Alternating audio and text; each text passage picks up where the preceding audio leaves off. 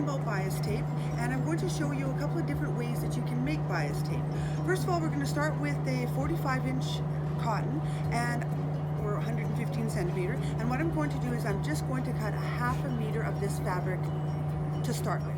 So now that we have the 1/2 meter, I'm going to take this corner and I'm going to fold it down like this so that you can find the bias edge of the fabric.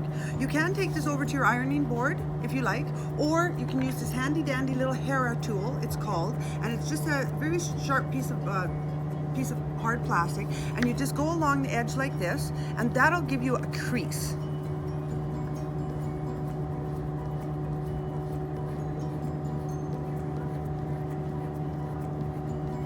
It'll be a crease that'll stay there long enough for you to see where that line is so that I can open it up. You can see that crease is there.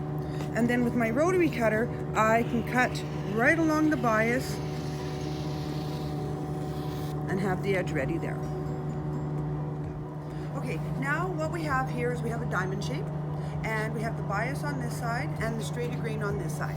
What you need to do is we need to mark the bias. We are going to make a 1-inch bias tape, 1-inch bias tape, yes, to make a 1/2-inch double fold bias tape. So what we're going to do is you need to mark 2-inch strips all the way along. So I have this nice see-through ruler by Omni-Grip, and just lay it down there. You can use a fancy erasable pen if you want. I just use a marking pen. Or a regular ballpoint pen, because I'm not concerned that it's going to bleed through at a later date. So what I'm going to do here is I'm just marking 2-inch strips, and you're just going to go the full length of your fabric from top to bottom.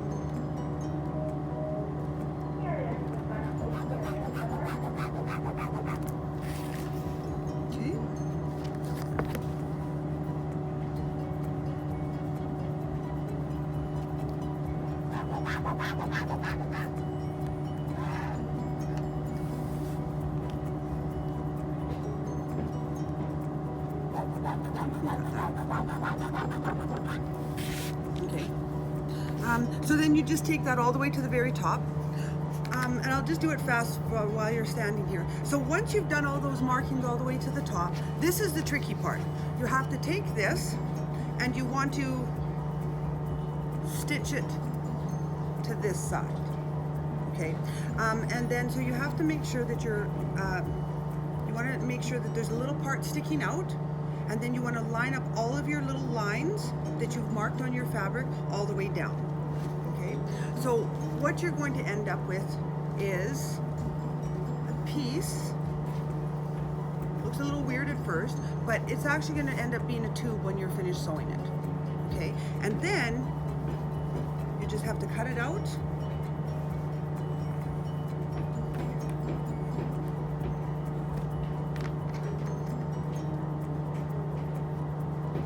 And you have one continuous piece of bias tape.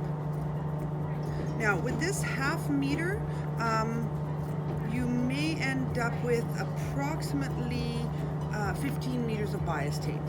Okay, and then that's what it ends up looking like. A little bias tape maker here.